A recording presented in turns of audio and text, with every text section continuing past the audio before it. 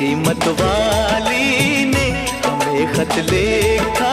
है, ये हमसे पूछा है।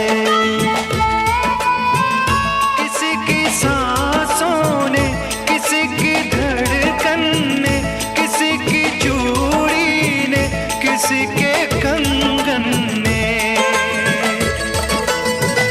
किसी के गजरे ने, किसी के गजरे ने, महकती सुबहों ने, मचलती शामों ने, अकेली रातों ने, अधूरी बातों ने, तरसती बाहों ने, और पूछा है तरसी निगाहों ने कि घर कब